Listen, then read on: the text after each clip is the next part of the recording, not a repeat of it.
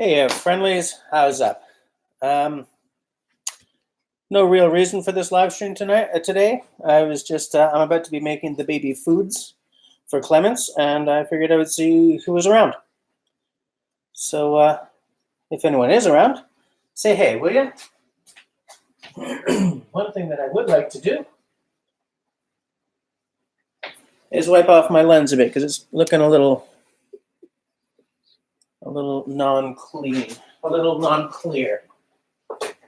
This laptop gets a lot of use, and maybe I don't care for it as much as I should. Whatevs. Whatevs. It still works, still fine, still great. So yes, making the baby foods. Man, my kitchen looks like a mess from this angle. It's not. It's busy because there's a bunch of, like, we're canning stuff over there, and I'm about to be, carving up the fruits. My video that hey, outdoor dogger, how's it going? My video this morning went up an hour late because of another mess up with the YouTube scheduling something. I'm peeved about it. So when I came home to check on how it was doing, I just I made it live. It's a bloody hour late though. It pisses me off. Did you see the video I put up today, like a half hour ago? I was wondering what you would think about it, since you are one who I'm pretty sure is familiar with the almighty sleeping bag.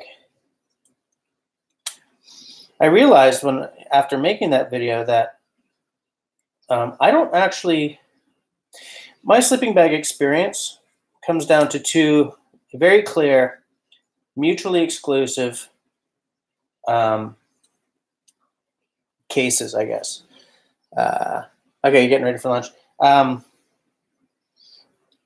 I have a lot of experience with those old, the 1970s special, right? And I have a really nice marmot bag right now.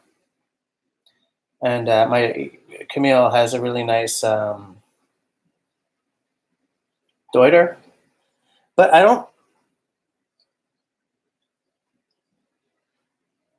I'm pretty sure you've slept in quite a few bags.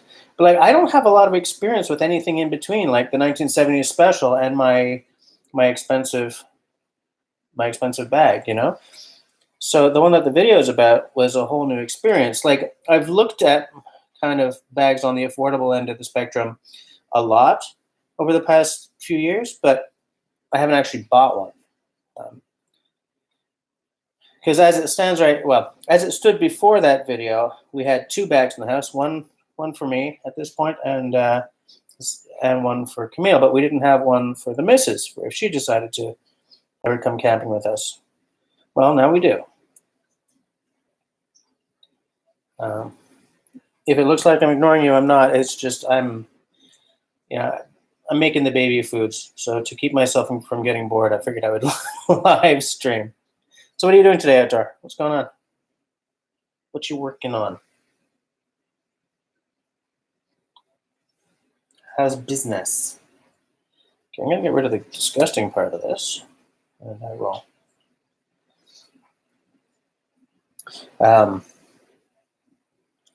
But it's something that I hadn't thought about until I finished making the video,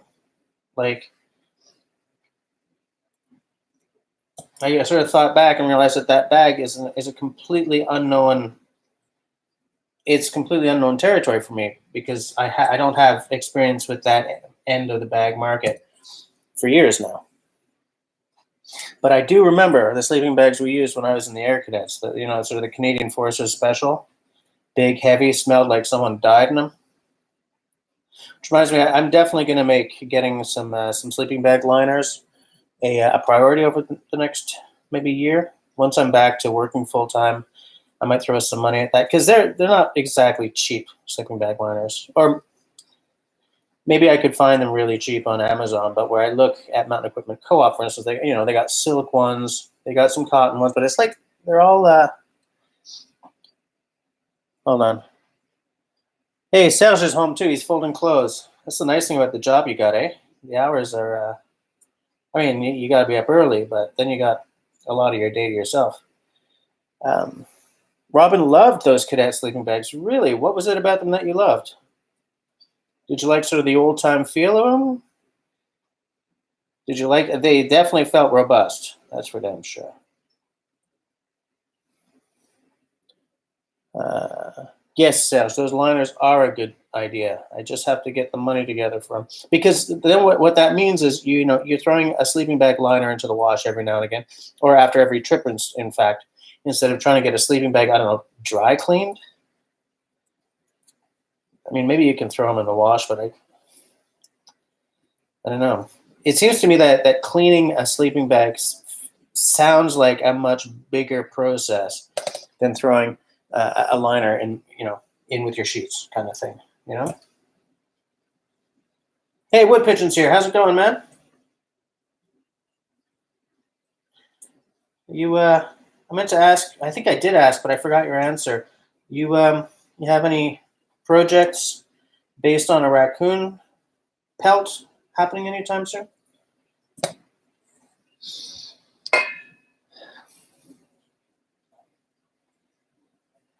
Outdoor. That is a good idea.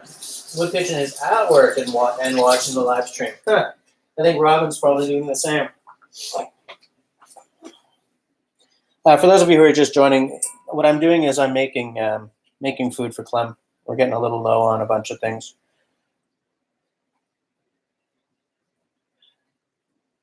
Yeah, Wood Pigeon. Yeah, there's definitely a new reality around YouTube when it comes to a lot of the stuff that we do.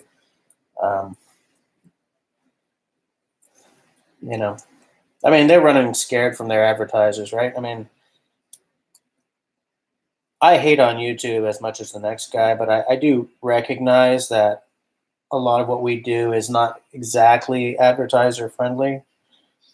So it's hard to call them evil for it. I just think that the level of their competence when it comes to dealing with crises is lower than it should be. I guess now YouTube's going to hear that and I'll be blacklisted or some damn thing. Dear YouTube, I don't swear on my channel and I don't shoot anything on my channel. Please bear that in mind when it comes to the next bloody round of bans and I don't care about demonetizations. Uh,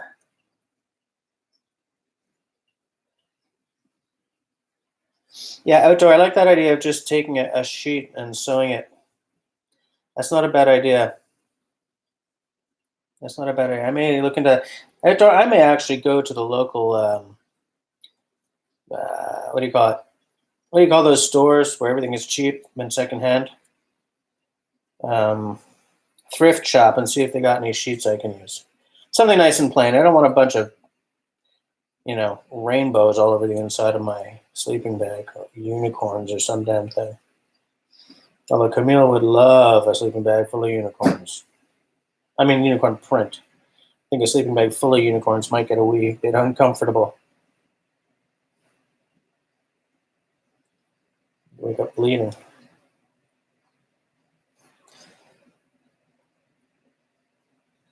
Sure thing, Wood Pigeon. Deep flannel for winter, absolutely. That's absolutely the way to go. Wintertime is flannel time. Man, these pears are going to. We went to an organic orchard to pick apples and pears, which is great, except that, I don't know, these pears ain't staying good for very long. Oh, I thought you said deep flannel, Steph. Yeah, get some flannel. Oh, yeah, a nice plaid flannel, like those old flannel shirts that, we all pretend not to like because, you know, we're actually secretly old enough for them now.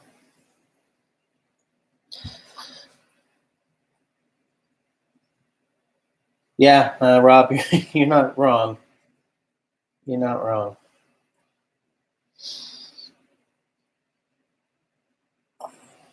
But, and the thing is, there's no one else out there to compete with YouTube right now. You know, I think what YouTube needs more than anything else is a real rock solid competitor. You know, like a competitor that makes the content creators happy. Because YouTube only makes content creators happy if they're, you know, a few million subs in. You know, for the rest of it, it's almost impossible to grow. I missed an update 2 weeks ago, and in the time since then, I have lost 20 subs. So I'm down below 2,300 again. And like, I lost 10 the day after right after I missed my Friday upload, and then I lost another 10 2 or 3 days later. So it doesn't feel to me like that's a coincidence. It feels to me like something, because you know, as you guys know, I've been working my arse off to make sure I hit Friday at 9:30 every week. I mean, I missed it again. I missed the 9:30 part this week because I don't know what, some sort of technical hiccup. But it seems odd to me that the week that I missed the Friday update, I lose such a large proportion of my subs, you know? Seems weird to me. Put pigeons back.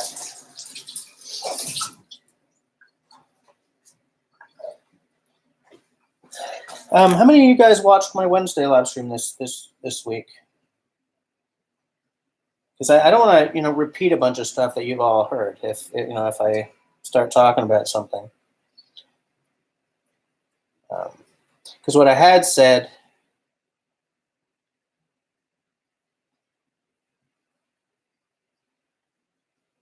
oh, sounds good, Wood Pigeon. You gonna do a video of that that excursion? Yeah, because I want to reiterate what I had said on Wednesday about what the hell's that site called, the replacement that suddenly we're all using for Google Hangouts? Stream something stream. What I want to do for that, now that we've used it for one live stream and it worked well, what I want to do is plan out some very specific live streams over the next few weeks or few months, and have a very specific set of guests on. I know I want to do one on canoes, and for that I definitely want to have Dennis on, and I want to do one on like haversacks and maybe have Tyler on, and I want to do, or like leather work. There's a couple of you guys who I could have on that. But like, instead of having the free-for-all, because I had a few free-for-alls when I could get Google Hangouts to work back in the day, but they always just descended into crap. Like they just descended into the kind of stuff that I don't watch, you know? So I want to keep some modicum of control over what happens. Like stay on subject, you know? Like, it's one thing when I'm just yapping and you guys are yapping and I'm riffing on the things you say, but it's another thing when I'm trying to have a panel discussion and we end up talking about nothing but guns, kind of thing, you know? I mean, I'm not anti-gun. I own 2 firearms, as you guys know, but I don't care about talking about them all the time, especially now that YouTube punishes gun talk, like specifically, you know? The fact that I just said the word gun would probably have gotten me in trouble if I was in YouTube's good graces. StreamYard, yes, outdoor, that is it.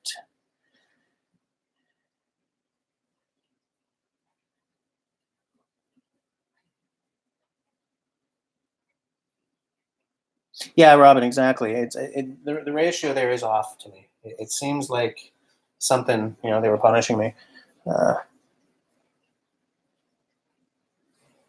Wood Pigeon, you think people are tired of camping videos? I think maybe it depends on how big a channel you are. Like, people are going to suck up Joe's camping videos, until he's dead, until he's gone, and Alexis Was it Alexis Outdoors or Alex is Outdoors? You know her. People are going to suck up her camping videos now. Granted, I don't want to say this, but pretty girls in this market get viewers with much less effort than do fat middle-aged guys like me. That's just part of who the market is here, right? It's a largely male market, but like maybe people would get tired of seeing my camping videos, even though Joe or Scrambled Up. Well, Scrambled Up doesn't he doesn't really do videos right now, but he didn't do actual camping videos. He did outdoor cooking and shelter building and stuff. And here's the thing: I keep saying, and I'm not going to stop saying until I can find a way to get this done. If I had a chunk of land or access to a chunk of land and permission to build a shelter, I know what shelter I would build, and I would build it on screen. And I dream of building myself a shelter, of having a little chunk of land where I could go and build a little semi-permanent shelter out of found wood. I want to do it, Pretty girls, in any market, But it's again like what I keep going back to. There are certain female channels who I've unsubscribed from because they play that card too much. Like Alex is Outdoors or whatever. She doesn't play the card. All right, she's camping. She's doing her bushcraft skills are legit. Her canoeing skills are legit. She doesn't there's never like a stealth cleavage shot, or she doesn't get naked and jump in the lake on camera. I definitely respect her channel in a big way. I'm not saying that she doesn't deserve the subs. She does. I'm just commenting that for someone who is working his butt off to get his sub count up, talk about me here, guys. Mr. Single Entendre here. It's frustrating to but I also think that if more of my videos were like a canoe trip, I would have less trouble getting my subs up, because people do love. Man, I watch canoe trip videos like they're going out of style. I'm Canadian, right? So the canoe is part of our history, even more so than it is down in the States, right? Canada was built by canoe routes. Before they were, politically trying to pull it together, as a way of not becoming sucked into what was happening, down south. I mean, I'm talking about les voyageurs. I'm talking about les coureurs de bois. I'm talking about, fur trade. Like the things that really legit made this country, turn this hunk of land into something that would one day become a country. The canoe is Canadiana distilled into, well, if you do it right, cedar and birch. If you do it pretty damn good, then fiberglass or Kevlar. The canoe is Paul Kirtley taking a trip to Canada, or Ray Mears taking a trip to Canada. Do you think these guys would do it without a canoe being involved? No, because it's part of the outdoors character of this country, and I feel that as someone who grew up with les coureurs de bois or les voyageurs as something that I was exposed to in school all the time. Especially going to French Canadian schools, right? When I was in my formative years in Franco, Manitoba, man, those guys were all about les coureurs de bois or the voyageurs. I mean, Winnipeg is was fur trade central, So Hudson's Bay Company was headquartering itself. I mean, aside from the British, HQ.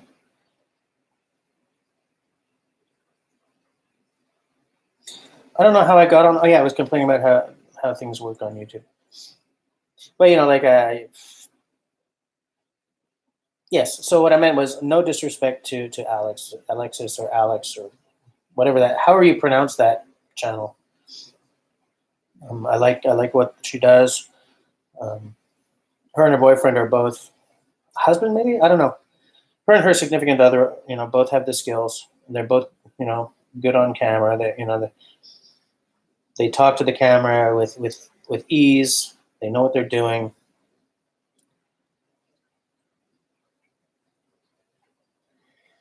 Yeah, no. Oh, come on, pears. Yeah, man, these pears are going off. I almost feel like I should turn all of them into baby food.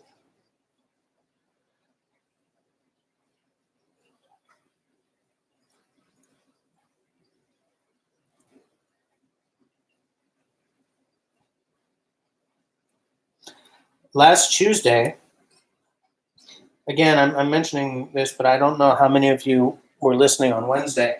I got home not too late from the meeting at school, and Canoe Hound was still, Dennis still had his live stream going, and he had the StreamYard thing going with a couple of guests on.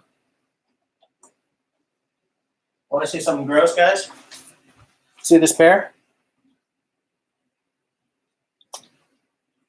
That's grody. So I got to speak to a couple of guys who I've watched a lot over the past few years. Grody. And it was really nice to sit and pick their brains a little bit. I think that on stuff like that, it's really hard to. All right, see you later, outdoor. It's really hard to fault the YouTube gestalt for stuff like that, because that's the kind of opportunity that you wouldn't get with it. I think here's my default setting. YouTube, the service, the website, the community is very cool. I don't know if I've said this before, but YouTube, the company, is not cool. It seems dysfunctional as hell. It's definitely dysfunctional in the way it deals with the creators, And so it's like there are two YouTubes, right? There's one that I really, really love, and there's one that I kind of hate.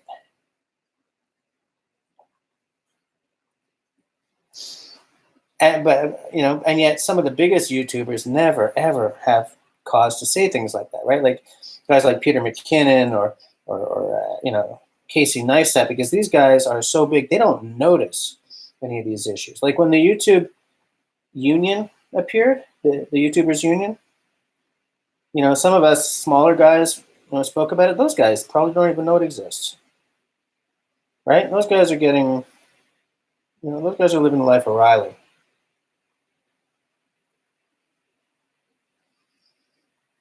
And I'm tired of complaining about YouTube. I just want them to do a better job so that I can just go back to enjoying, making these videos for the love of it and not having to worry about what YouTube is going to decide next. Because it's not just about demonetization. It's about, what happens when they start just closing channels, right? Like when the demonetization piece isn't enough. What happens when they just start yanking channels? I mean, they've already yanked some channels. Maybe for good reason, maybe not. I don't know. What I'm worried about is the slippery slope it creates. Hey, Hamza's here. How's it going, mon ami? For those of you who've just joined, the reason that I'm not really looking at the camera is because my whole point here was that I'm making baby food for the squeak, and I figured I would see who's around while I'm doing it, because this is really boring. So why not bore all you guys too, right? Am I right? Oh, I'm right.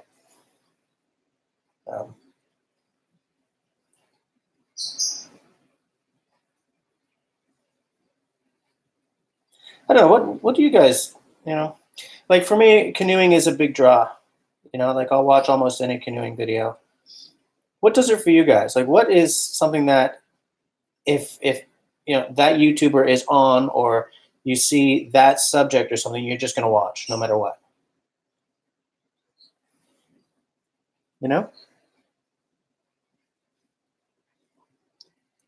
Because there's a couple of things, right? If I see Ray Mears, I'm watching it.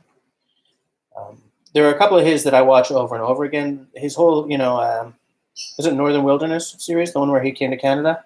Well, the one where the entire series was his trip to Canada. He's been to Canada several times. He did an episode on canoeing, which I watched over and over and over again. But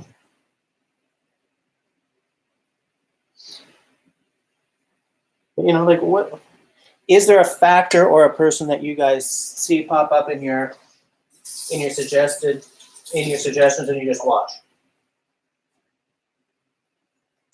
I used to be that way for fire lay videos. Anything related to fire, because I was working out my ferro rod technique, I was working out my flint and steel technique, and I just watched everything. I don't really watch just everything pertaining to fire lay or fire starting now, because it changes over time. I go through phases.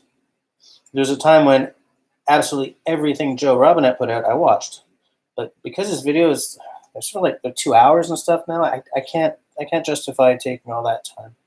I still watch a lot of his stuff, but I'm way more circumspect. I watched that recent one that he made with Mike Morton because I know Mike, and I like the way those two, like the interplay between those two on screen.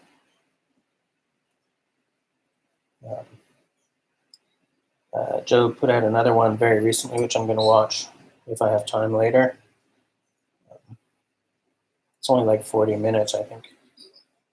Like, I try to keep my videos down to somewhere between the 10 and 20 minutes because I don't do enough variant stuff in any one video to make it an hour long. Like, if I went out for a full-on weekend and I was, I don't know, hunting and fishing and stuff, I would probably have enough content for a way longer video. But I have enough stuff, at any time. I have enough stuff going on during any particular trip for a good 10 to 20 minute video. And I feel that it would be padding it to go any longer than that, Hell, some of my recent videos have been like 5 minutes. Hey, LT, come over.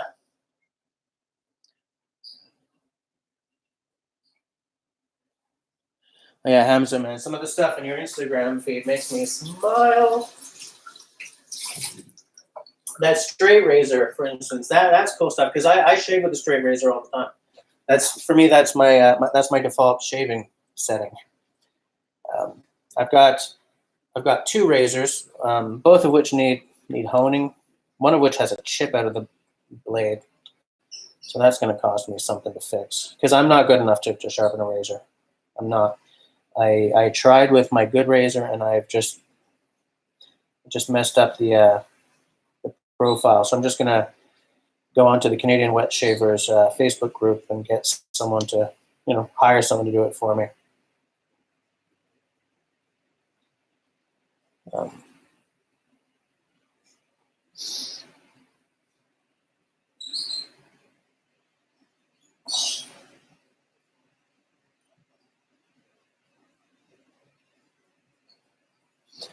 LT is canning some chicken broth. I'm making baby food.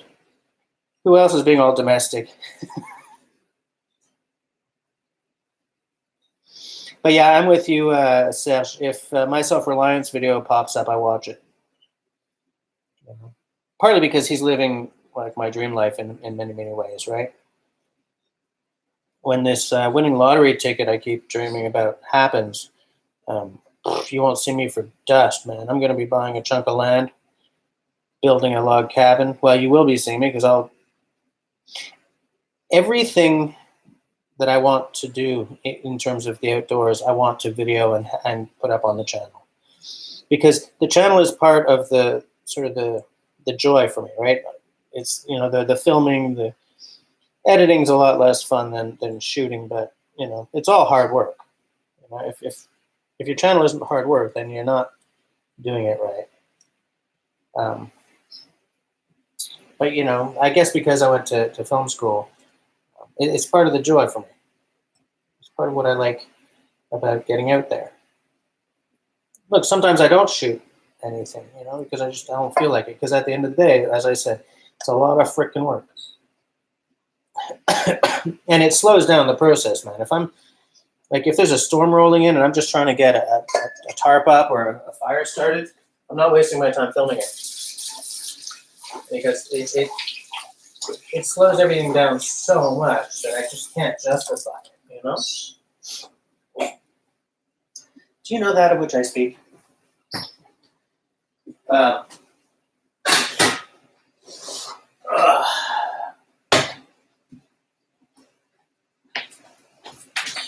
I think that pot might be too big. Is that a small one? No. Yes, I do.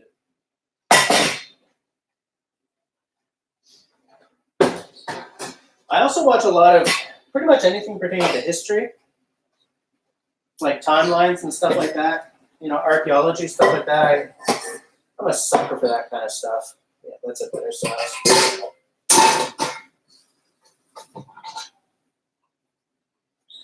There we go. There we go, sir. Let's put it on medium. Bam! Making baby food. Tea's a good drink.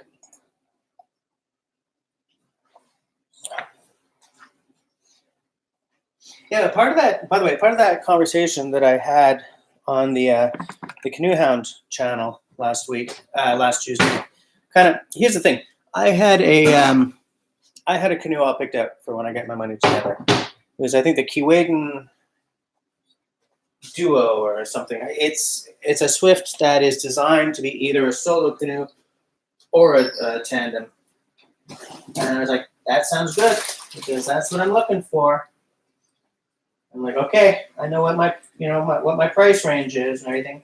And then Dennis from Canoe Hound Adventures said that, well, there's one thing about that model. That's when you're just getting in and it's empty, it's very, very tippy. And here's the thing. My requirements for a canoe are very simple. It's got to be easy as hell to use, and it can't scare off my daughter when she's trying to get into it. You know? Crash course? I don't know a crash course. Excuse me while I open it up in a second window. YouTube.com crash course. Oops. Oh, I see. Yes, I have watched. I didn't connect the name, but yeah, I've watched some of that stuff as well. And I agree with you. Very good videos for the. Sorry, guys. I have to go and buy some cereals for the little kitty today. I don't know how many of you guys have kids, but those of you who do probably recognize these. The most irritatingly named cookies of all time. Baby Mum Mum. Oh, I'm dropping everything. Okay, who cares?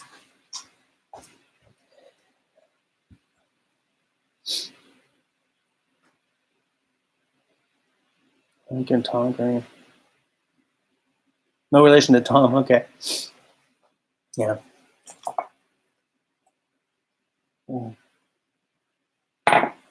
But you know,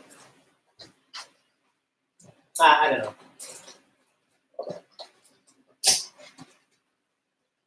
I was thinking about this while, you know, in the aftermath of the video I made for today. It's like I look at a piece of gear, and there are two elements to why I like a piece of gear. One, it looks beautiful, it's well designed, you know, all that stuff. Legit, right? But the other aspect, and this is for outdoor gear specifically. If I look at a piece of gear and I can see its context. I look at a sleeping bag and it's like, and as part of my mental image of the bag, it's surrounded by trees or whatever. Like I like that. I like looking at an item and being able to see its context. Turn that up a little bit. Like my Columbia tent. It's not a very expensive tent.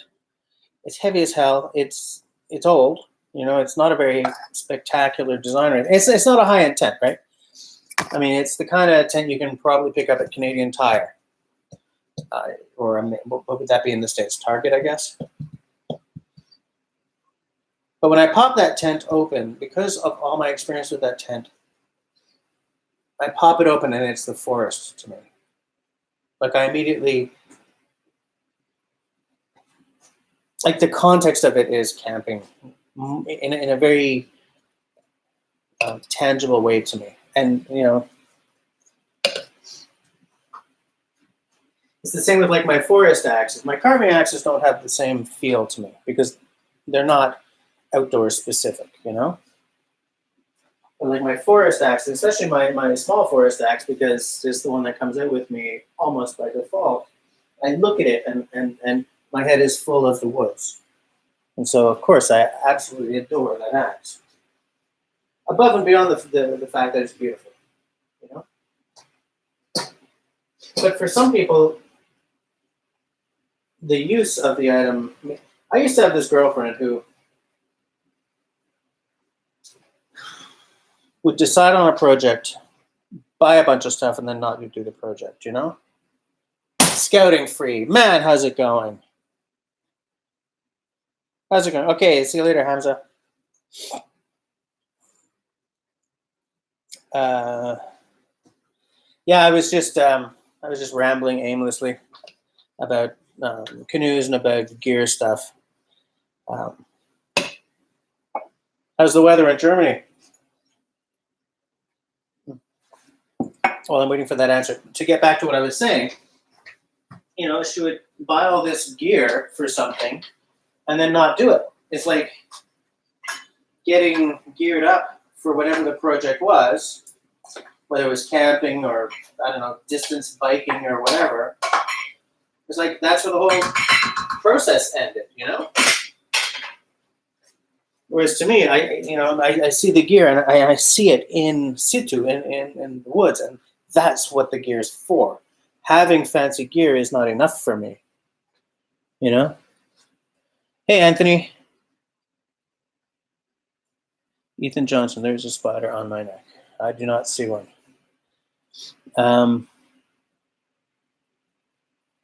Where was I? Rain for 10 days. Jeez.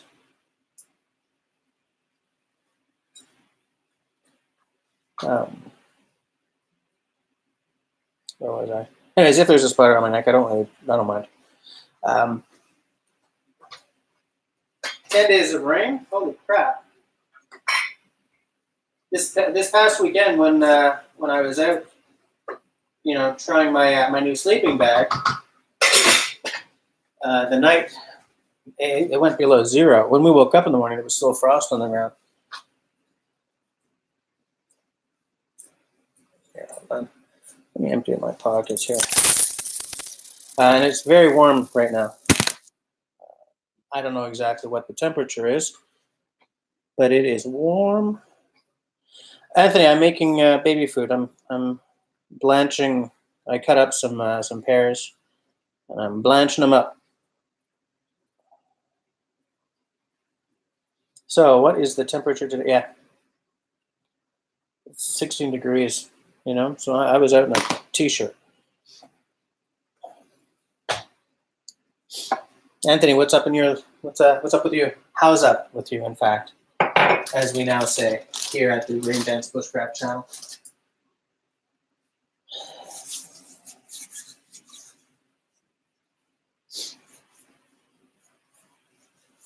Just making sure I'm not missing any of the conversation here.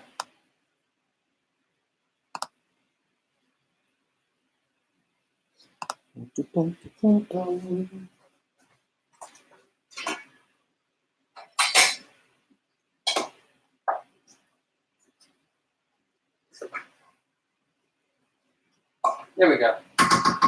That's about ready to. So what I do is I chop up some fruit or meat or whatever, then I boil it up or cook it up in some way, then I grind it up, and I do this and up.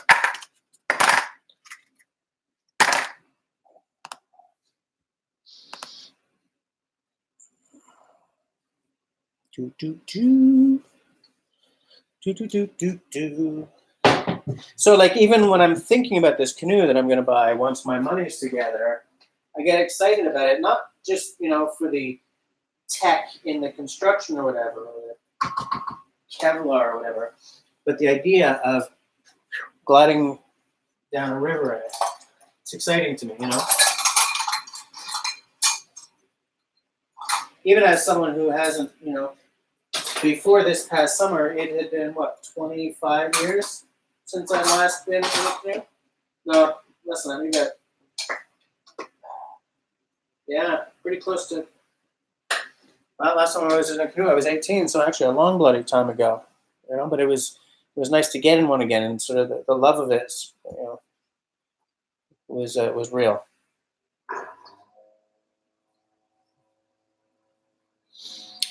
I don't know. I don't remember. You mean like that extra flap, right? I don't think it did. It was a very affordable bag. Like my more expensive one definitely has a cold barrier. Give me a sec. I'll go and take a look. I'll be right back. I'm gonna go get it.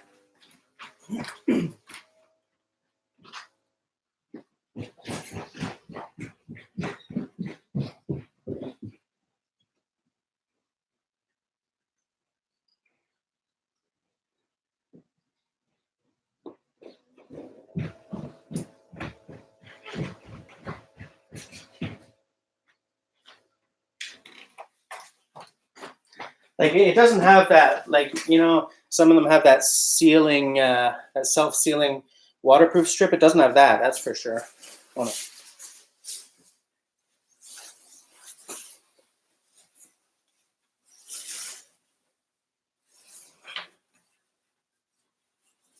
Let me take a look. Okay, so here's the zipper. Let me just make sure there's no schmutzy here, right? Obviously, it's got that flap. Zipper opens up. Oh, yeah, it does. Right there. Closes over. I think for the price, it was a great.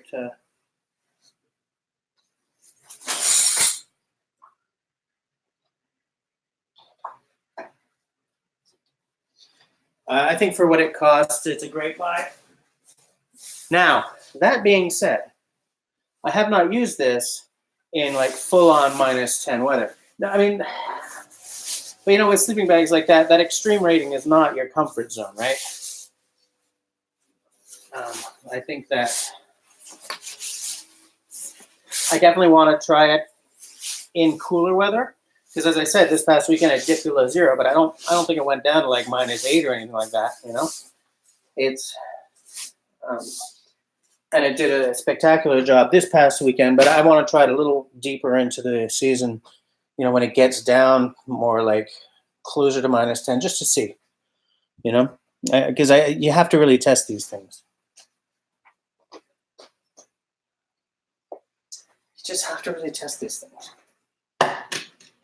Benefit of a granite countertop is putting a hot pot directly on the counter, and you don't have to worry about nothing.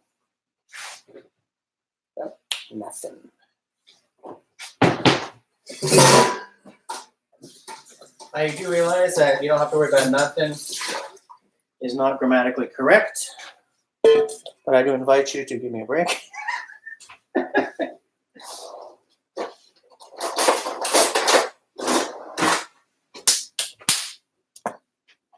Baby food. So boring. Sorry, guys. I was like, I'm not going to be bored alone on this day of days. No way. I'm sharing the joy. Let's see if I blow anyone's eardrums. Anyone wearing earphones? It's not really that loud.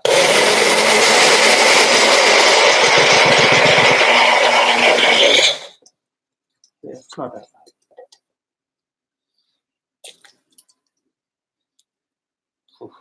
That's liquidy. Organical pears. Yeah, interesting thing, because we went to this organic orchard for our apple picking this year. I know to a lot of people the whole organic thing is all hippie and everything, is all hipster and everything, but these guys hadn't been organic before. It was an old orchard that essentially closed for 4 years. Okay, this was their first year being back open as an organic orchard, and what had happened was about 4 or 5 years ago, they realized that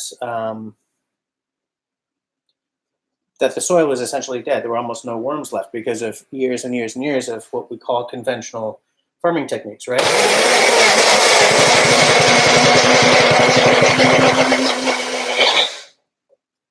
And so he was in danger of essentially his tree starting to die or whatever.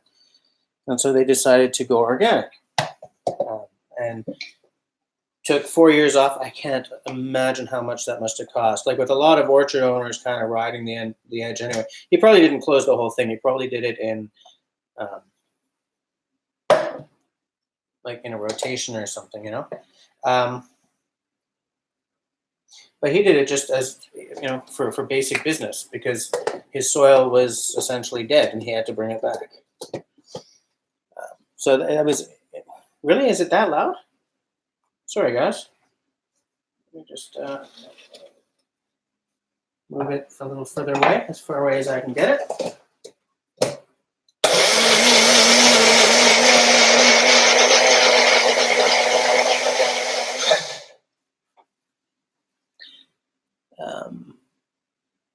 Serge.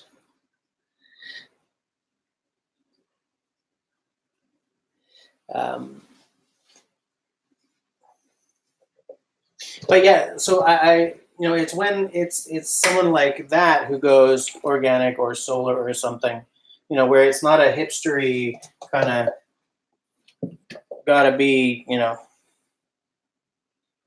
with it kind of thing. When it's someone who doesn't care about that aspect, who makes that kind of business decision, that's when I find it interesting, because that's where the proof that there might be something to all this happens,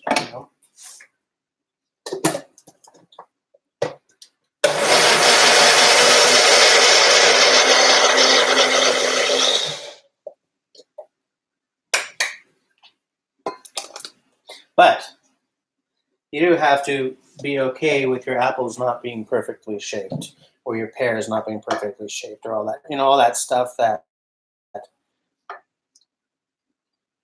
factory farming and chemicals and stuff bring you, right?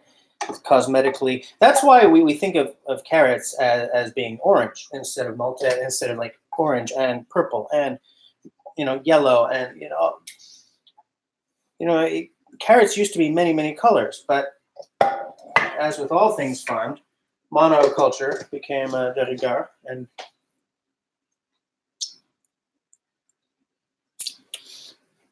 well, scouting, hold on.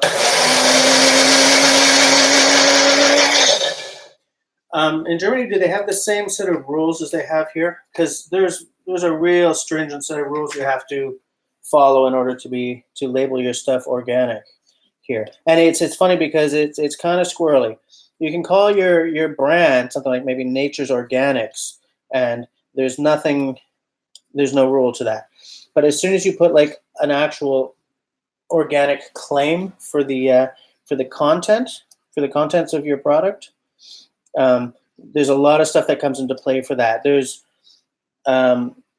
certain percentages that come into play depending on where the labeling is. Like if I'm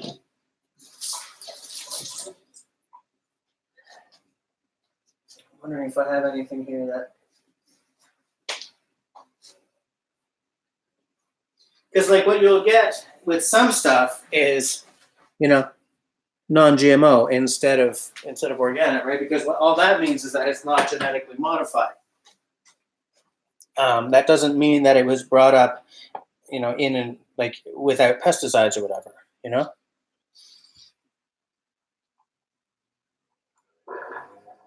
This, I don't even know where this came from. I got this. I spent 10 years working at a fashion magazine, and this was handed to me when I was just about to leave a couple of years ago.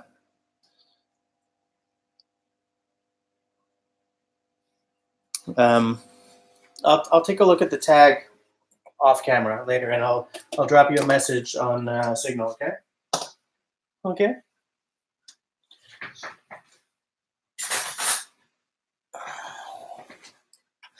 Because the thing is, there's a lot of, like, as soon as something becomes big, big, a lot of BS starts up about it, like, and you need strict rules just to maintain a certain modicum of control. So otherwise, everyone will just make claims that this is organic or that is fair trade or whatever. You gotta. As a consumer, there are certain things that I want to buy organic, and there are certain things I don't care about. In Canada, you don't have to worry about the milk. The rules pertaining to milk are such that you don't need to buy the organic milk. Well, now you do. To simplify it, if I was in the United States, I would only buy organic milk because the rules down there are so lax. Stuff is allowed into U.S. milk that is completely verboten in Canadian milk. Now, part of what's the name of the successor to NAFTA? It's got 3 different names depending on which country you're in. CUSMT, I don't know, the new version of the North American Free Trade Agreement. Part of that is American milk is allowed into Canada, which is why a lot of Canadian companies have started putting a Made in Canada label on their stuff. I would not buy American milk unless it's organic. I wouldn't. Because the things that they allow into, when I was working at an organic grocery store, I learned a lot about how the milk industry goes. Okay, and because a truck would go to all the farms along this road and collect their milk and then get to the central processing area and get tested, the way that works is if one farmer used growth hormone or whatever for his milk cows, every farmer along there loses their milk because that entire truck gets dumped, right? So if you're a farmer who's using this growth hormone stuff, and all those other farmers find out that you did, you got some problems because you cost all of them their milk, the money for their milk delivery that day, milk, for the milk pickup. And the thing is, most of the stuff that is being tested for is perfectly legal in the American dairy industry. But like soft-skinned fruits, I would prefer to buy organic, like strawberries, raspberries, stuff like that. The thick-skinned fruits, I'm a little less. I don't really care as much.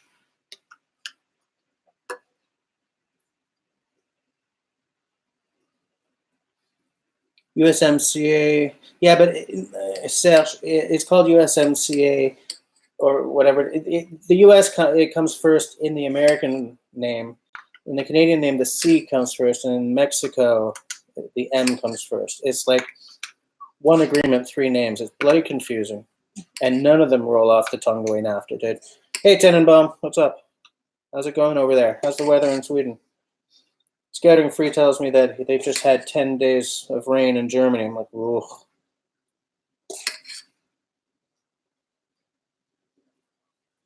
It's hot here, man. 16 degrees outside right now.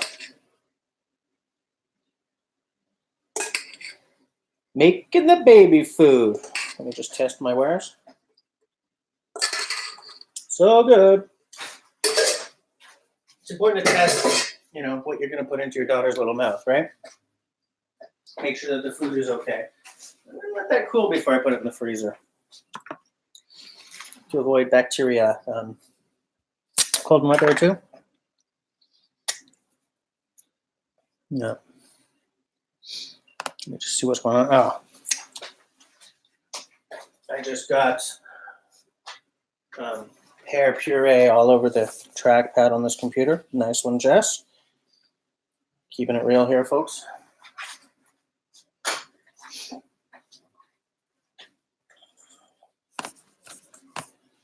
Damn it.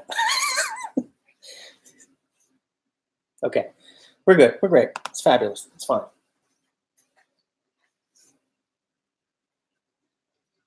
There we go.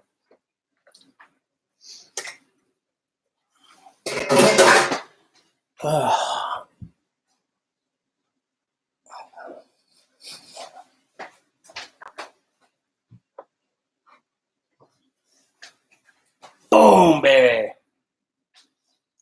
Slap your mama. Cold and wet. Yeah, here it's dry and hot.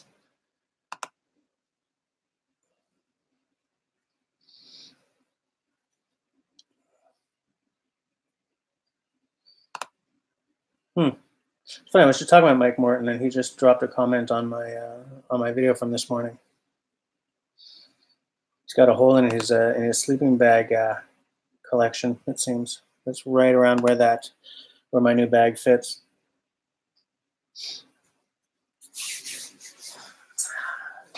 I'd like to make something for lunch that would have a little slap your mama magic on it. I don't know. 12:52. 12:52. All right.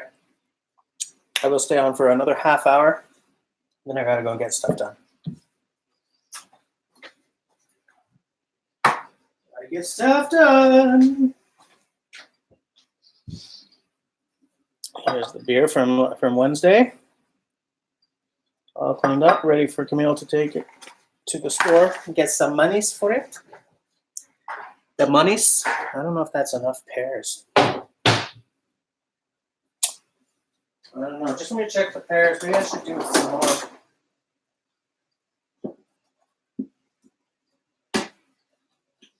Yeah, I'm gonna do more.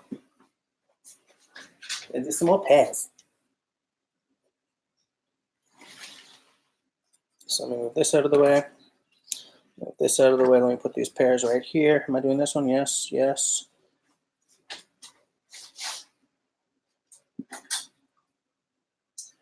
Yeah, I mean, it's better to turn them into baby food than to let them go off. You know what I'm saying?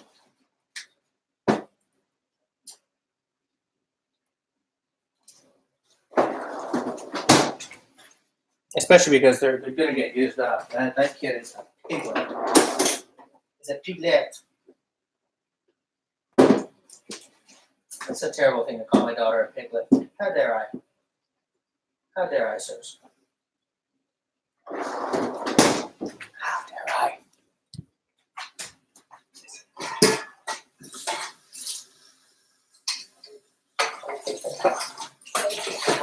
Hey, Tenenbaum, I'll ask you this. Because, you know, you live in a Nordic country. I don't live in a Nordic country, but I live in a northern one. For those of you who do not know, Nordic specifically refers to Scandinavian countries, whereas in French, it doesn't. In French, Nordic refers to northern countries. They don't make the same distinction in French. But in English, Nordic is not a North American thing at all. I had to go to the maths over that when I was working on a translation of like a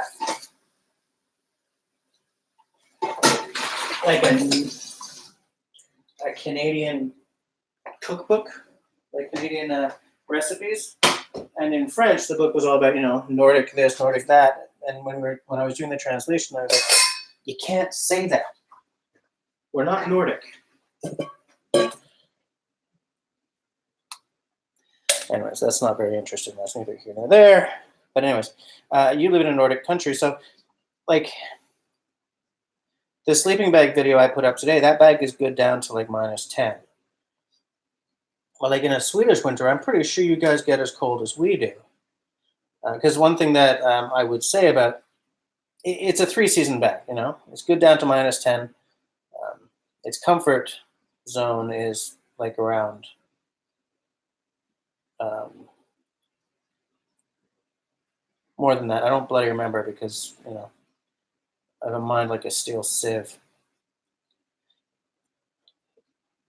But like so someone who is seriously into camping and hiking and backpacking and stuff would probably have like a summer bag, one that's good down to around -10, and then something that's better for the deep freeze. Like down to -20 or 30 or something. Is it sort of the same deal over there? Like, would you have like I don't do deep winter camping, so I don't need a bag that's I don't need like an Arctic bag. What about you? What do you equip yourself with? Oh, Serge is out. Okay. If I'm not too late, bye, Serge. Speak to you soon.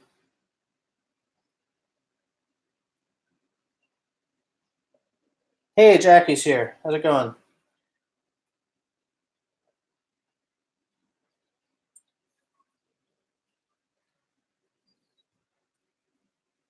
I am dying to do a mid-fall camp out in Sweden, man. Or maybe even just late summer. So long as I'm not dealing with black flies, I'm okay. Yeah, I'll be straight with you. I'm dying to try any camping in Sweden.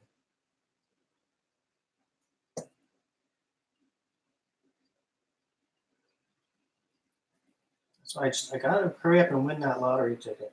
I can get that winning lottery ticket. I gotta get it done, man. I'm too lazy about it. I'm not moving on that. Here's another pair that's gone off. Grody. It's disappointing. I hate wasting food.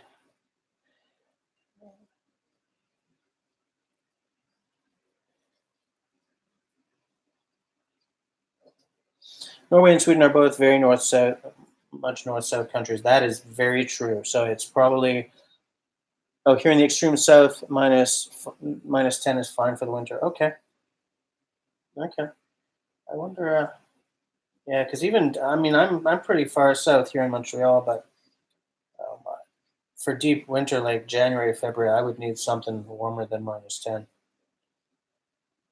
I would need something that goes down to like ideally something where the extreme is closer to -30, -40. So that the comfort is probably around like -15 or something.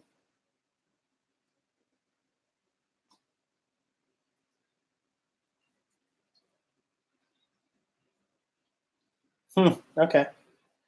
Around Stockholm and the temperature are more Montreal like. Okay.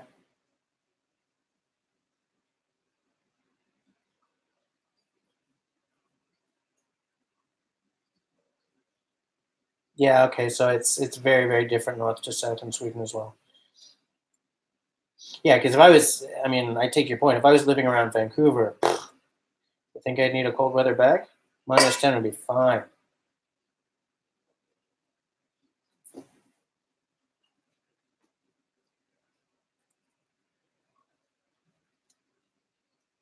I haven't been camping in BC in a long time.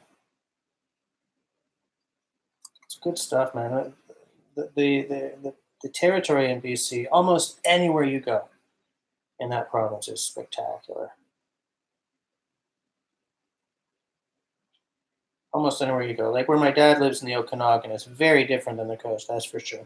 And probably my favorite territory in this country is coastal BC, but even in the interior where it's so arid, my dad lives in a pocket desert, but it's still a really, really spectacular territory.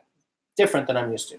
The ponderosa pine is a very unique tree, for instance, but still just spectacular. Those people are so lucky, and they don't, man, they don't know what they have sometimes. Like around my dad's, um, there's this huge kerfuffle because the government wanted to put in a national park, or a provincial park, sorry. And, the hunters and farmers, they put up such a stink, man. They almost blocked it. And I'm like, man, you can hunt over most of this country. I have no problem with a provincial park, even as someone who, who, well, used to go hunting all the time. I wouldn't feel threatened by a provincial park. Man, you put in a park and you're protecting that area. You're making sure that, it's not going to get dug up for, I don't know, diamond mines or fossil fuels or something. Like enough of this country is being torn up for resource extraction that if you can save a little pocket of it here and there, don't bug me none. I just, you grow up surrounded by such stark beauty and such lush beauty and such, so many other kinds of beauty. And it's like, you don't know what you have. I sit here in this city and I pine for that kind of scenery. Just it doesn't make sense.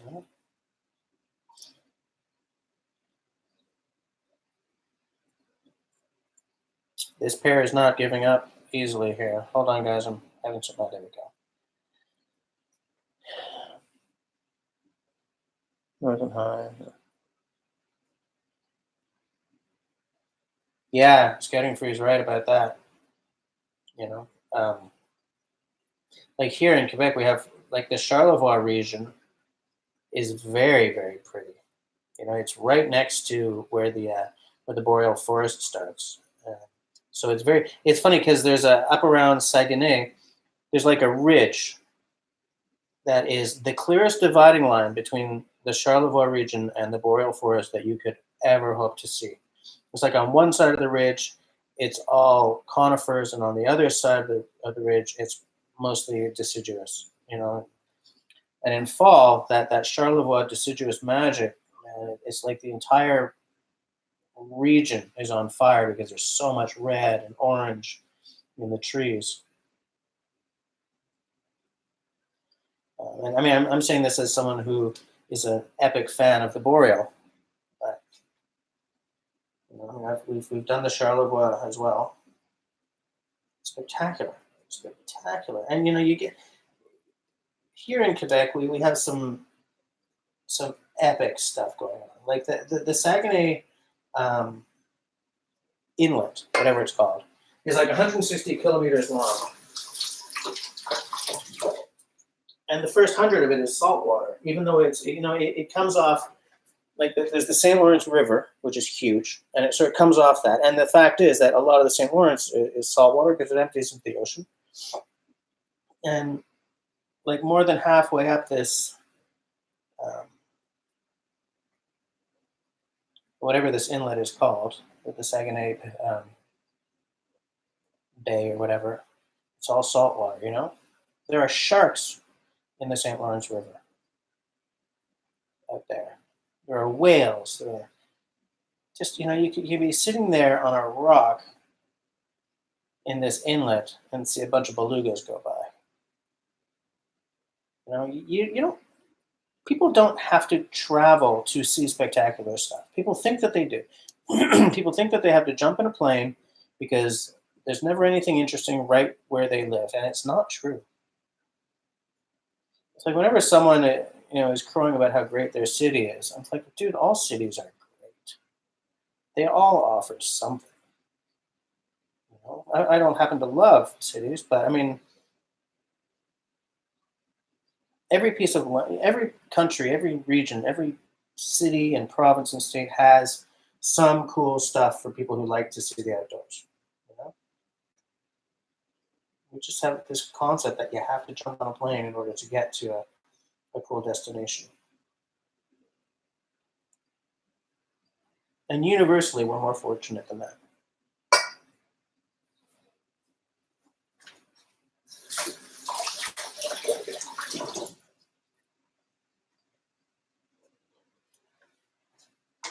Universally.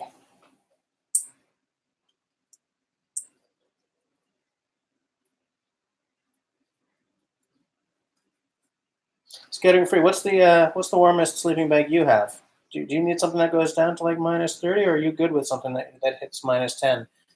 Like, I don't know what the winters are like in your part of, well, in any part of Germany. I've never been to Germany. I've never been to Austria. I've been to France. And that's it. I don't mind having to tell you that I do not believe, aside from, mountaineering, that I would need an extremely insulated sleeping bag to deal with a French winter. Well, I mean, aside from, jumping up a mountain. you know.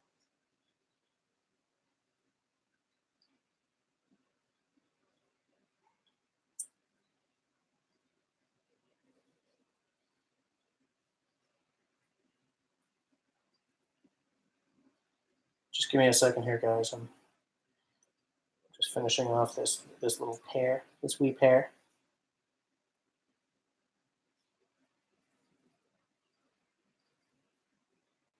There we bloody go.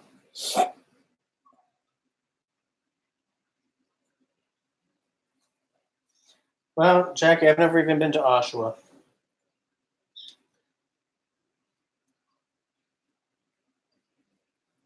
I think I've gone past Oshawa. I believe I've gone past Oshawa.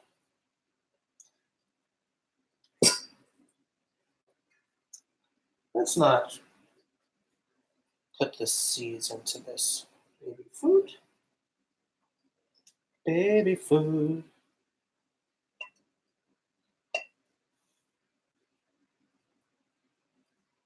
Okay.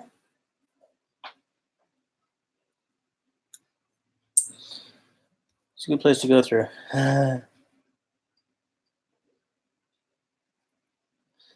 -3 and -10 is sort of your extreme. Okay. Okay. Yeah, I guess that's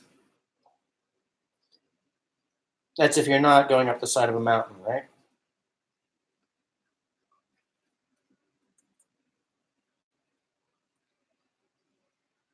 So down to -10 would not get me through the winter. That's for sure. Even around here, it's just it gets too cold. Well, depending on the year. I hear that we should be having a brutal winter this time around. That's what they're saying. Which makes me happy.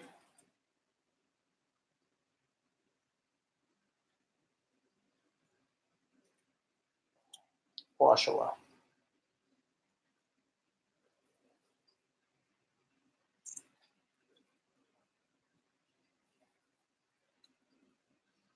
There we go. Another pair down.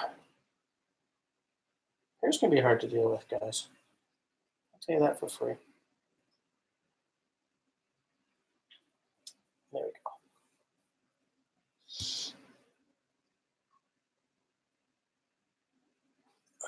The up in the mountains, you need -15.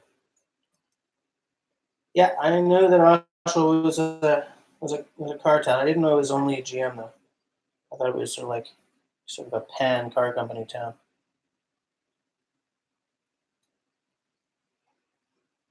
I do not drive GM, so I guess everyone there drives GM. Eh? What did I just do? Oh, piss on a pound cake! I threw away the wrong part. Yeah.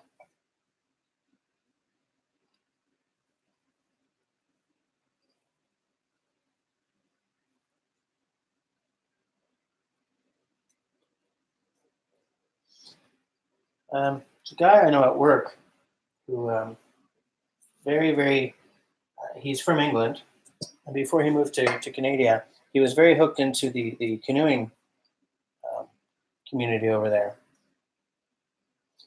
Um,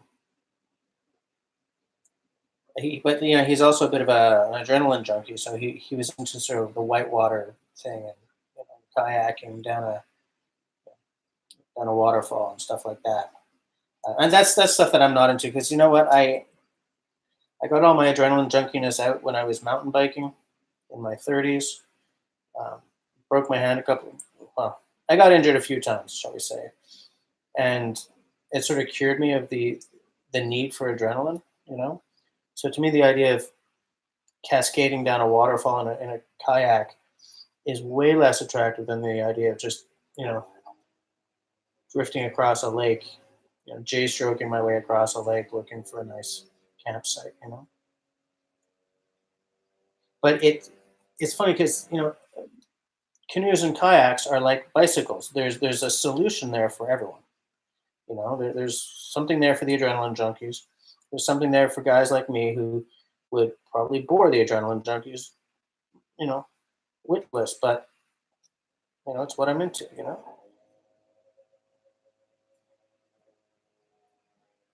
Man, one day at the mountain when I was still mountain biking, one kid doing sort of the big hit, the downhill stuff. I don't know how this kid did it, but he was being carried out on a stretcher with one of those back braces because he'd broken his back. Like, whoo, glad I'm not that kid right now.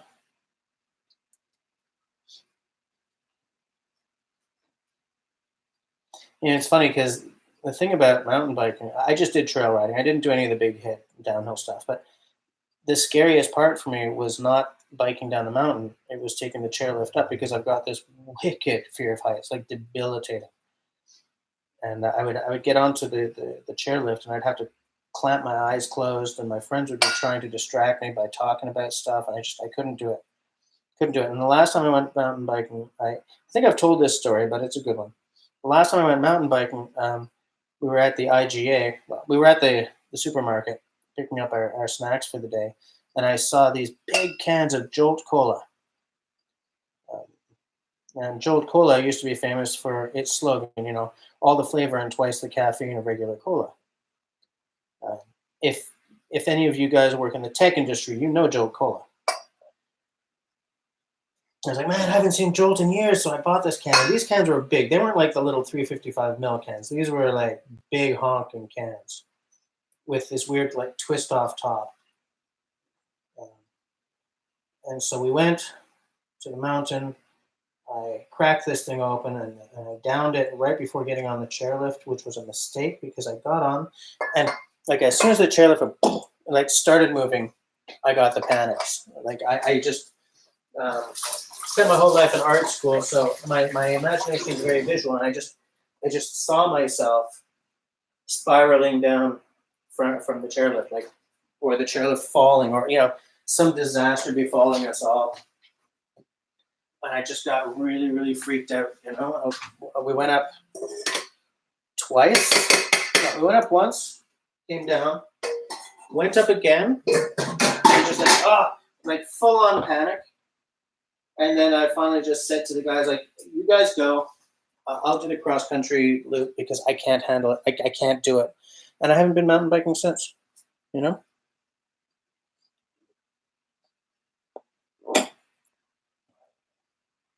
making the kids lunch as well? Jolt Cola with scary stuff, yeah. Yeah, it gives you the... And if, you've got an imagination like I do, it can really put you in a bad spot.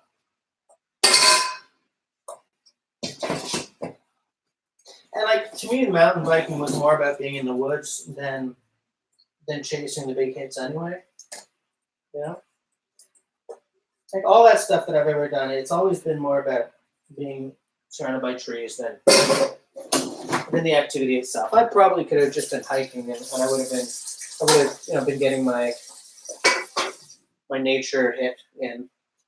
But I do like bikes. I'm very into self-propelled transport. I like the bicycle. I like, yeah, Tenenbaum, you're right, man. You only have to overdose on caffeine once to learn your lesson.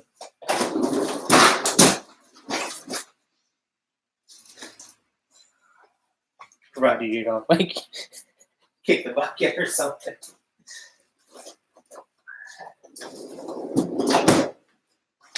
All right, next we're on is a stove, waiting to be ground into baby food. I will get the trays back out.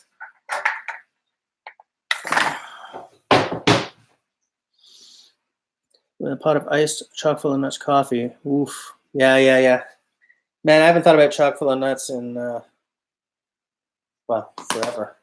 My mom used to have that all the time. It was like the household coffee.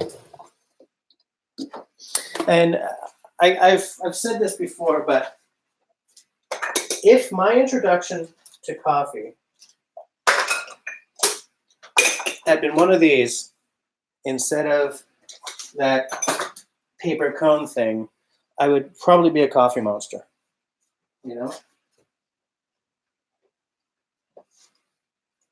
But I have no love for the paper cone, you know, for what comes from the paper cone at all.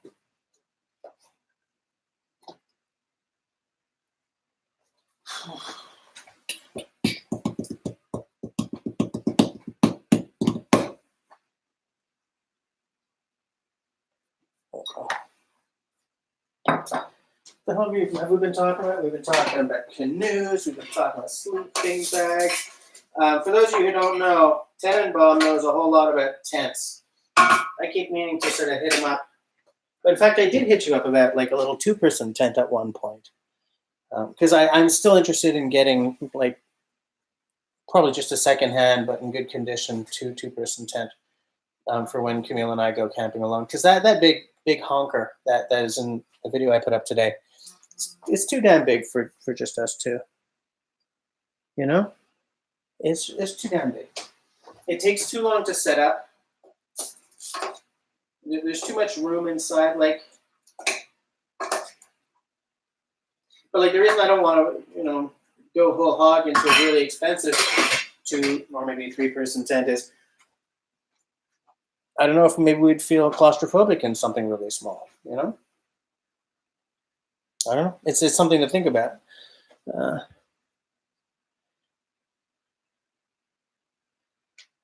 Yeah, Tenenbaum, you showed me some cool stuff. Right now, I can't spend anything. I'm back at work full time. Well, I'm back at work in January again, and that's when I'm going to get back on the market. But I think even you had something up for sale at one point, didn't you? You've been using some degree of willpower and not buying everything that looks good and cheap. It's probably not a bad concept.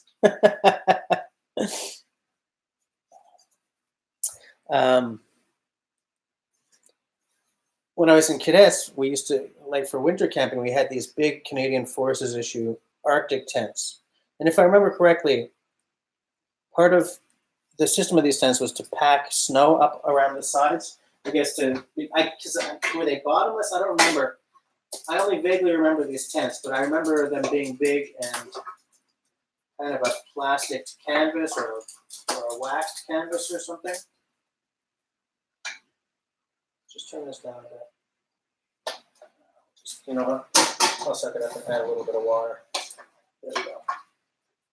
There we go. So my whole thing here is figuring out how to camp colder, camp later. Rob, the 6-person tents. They weren't the floorless ones though, right? They had floors.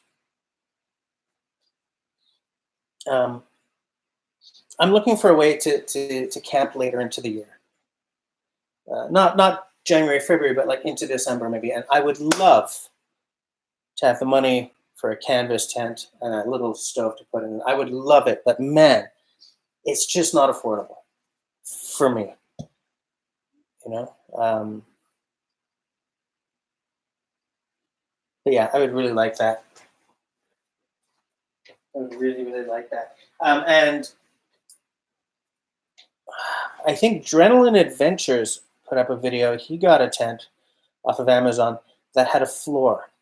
I have a buddy who I don't speak to very often, but he grew up in those. And he said that, you know, what most of the guys on YouTube are getting wrong is you need to have some kind of floor in it. You know, even if it's you put down a great big tarp before you put the tent, you need to put a floor of some sort into it. You know, because they always did. They always had something that they would use. If it wasn't like an actual zip-in floor, they would put something down before setting up. And so if I ever get one of these tents, I'm going to look for something with a zip-in floor. And I know they exist. I know that not everyone makes them with a zip-in floor, but I do know that they exist. just mixing up the last of these pairs. How would you clean and dry that before packing it away? Effed if I know. It's all part of the. I don't want to research this very much right now because I'm going to start dreaming about it. And this is the same reason why I stopped hanging out on forums, right? I used to be on bass player forums, mountain bike forums, bushcraft forums, axe forums. And I ended up spending all this money because reading about stuff would give me what in the bass playing community we call GAS, right, which is gear acquisition syndrome. And so I stepped away from everything. I've sort of come back to Bushcraft USA in a very, very light way. But you know, my pocketbook demanded that I stopped reading all the magazines. I love magazines, man. That's my favorite print medium. But I had to stop reading like all the mountain biking magazines. Same deal, because I ended up wanting things. And if I start researching one of these tents, I know I'm going to start like, okay, got to get my money together. I'm getting my money together for a canoe starting in January. You know, I cannot try to put the money together for a canoe and one of those tents because these tents are expensive as hell. You know? Yeah, Robin, the missing band gear, yeah, it turned up. Somebody had moved it to another part of the bar for some ridiculous reason, but one of the other musicians sort of saw it sitting in the corner of the cloakroom. So yeah, which is good because that was a lot of money that I could not afford to spend.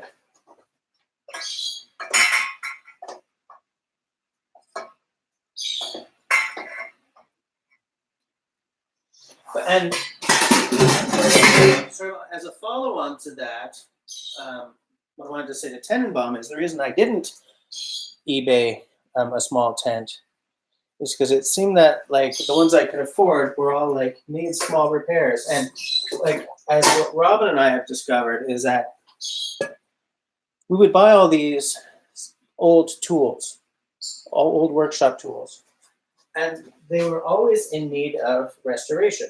So that anytime I wanted to do a project, the first part of the project by definition was restore the tool. And I was so tired of that. Like what I want is if I buy a tool to restore, I want the tool restoration to be the project. I don't want it to be a big freaking gate between me and doing a different project. So I've sort of come around to that kind of philosophy on outdoors gear as well. Like I don't want to buy a tent that I have to learn how to fix. Like re-sew, especially because I no longer have a sewing machine or anything like that. You know, I just want to buy something. Maybe it can be a little scruffy. You know, I don't want something with a bunch of holes in it though. And you know, so I'm not in a massive hurry, so I didn't buy anything. You know, not buying something is almost never a mistake.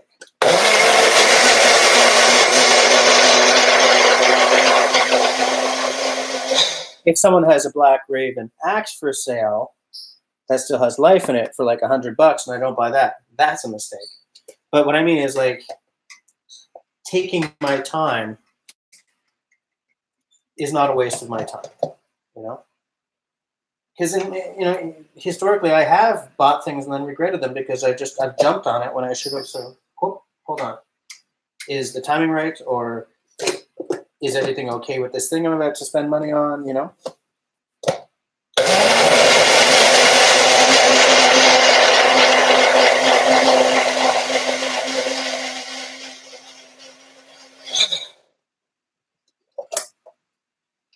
Especially right now when I'm making half of my salary.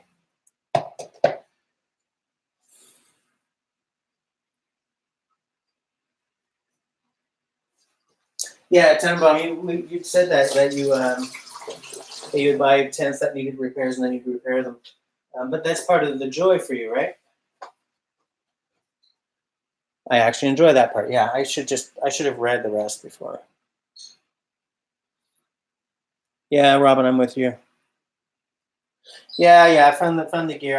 I said so in the Facebooks, but I guess I forgot to say so. No, I said so in a subsequent live stream. But like, why would somebody move move my stuff. That doesn't make any sense. And it was really funny because what happened was I was at a website where they were selling a boron-specific mic. Because my boron mic, for those of you who don't know, boron is like, it's an Irish war drum. Like the chieftains sort of brought it back from obscurity. It sounds really kind of dead. And I had a snare drum. I have a snare drum mic that I use for it. There's a company in the States somewhere that makes a boron-specific mic. And it was expensive as hell, but I had to replace my mic. And I was about to click on buy when a texto pops up on my phone. Dude, they found your stuff. I was like, okay. Because that was going to be like $300 that I couldn't afford, you know?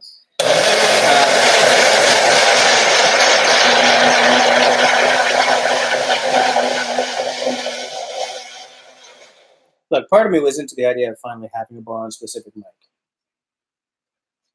But not spending $300 would not have been a mistake.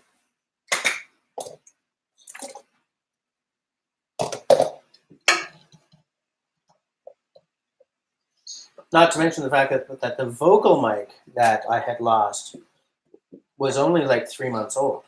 Like I had just bought it. You know, I was just sort of getting comfortable with it. And having to buy it again would have been really, really, oh, that would have made me, oh man. That's the one I was the most pissed off about.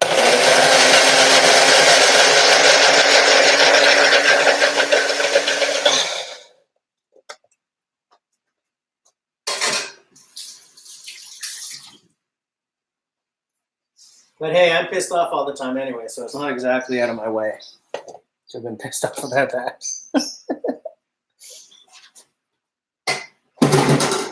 Okay, let's finish up these pears. I've actually turned most of our pears into baby food. What we're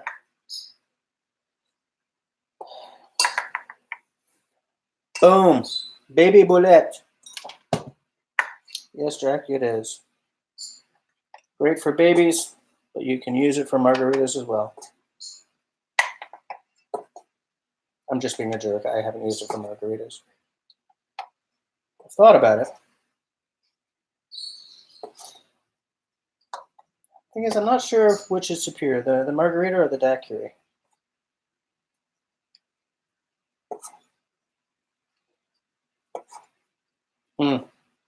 Anything that does not have tequila is superior to me. I can't stand that stuff. Oh, you just haven't tried a good one. I don't care. Don't like that stuff. You don't know what you're missing. I still don't care. I don't like that stuff. So I'm going through all the arguments that I feel might be coming because they often do.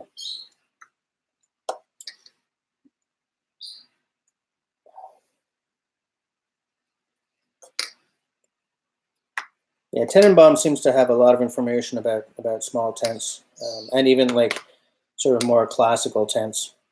So whenever I have a bunch of questions, I usually sort of drop them in a note. Hey, how's it going? Mind if I pick your brain? Yeah, okay. Actually, I haven't dropped you a note in a long time, eh?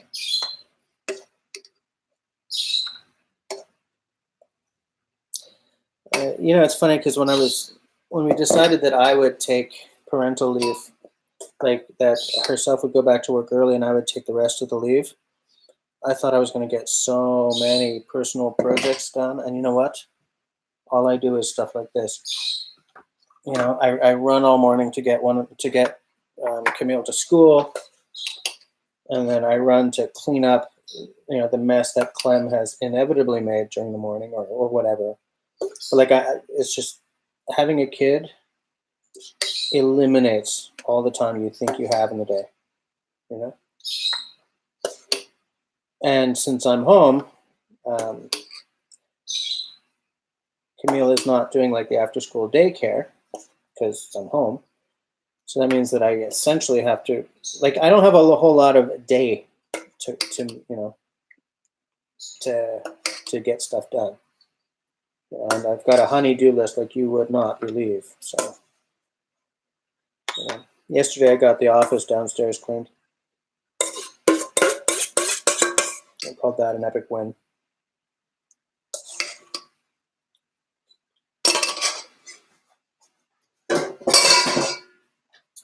You know, you think that you have to add a whole bunch of stuff to make something delicious, but this is literally just pears ground up, and it's delectable.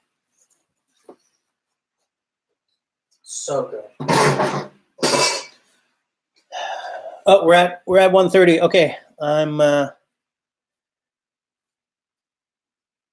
yeah, Jack, you get another one. Absolutely. All right, guys, it's 1:30. I'm gonna go. I'm gonna clean these dishes, and then I'm gonna do some stuff downstairs. And, you know, blah blah blah. So thanks for hanging out with me on this completely unplanned live stream, and I will see you guys next Tuesday, I hope.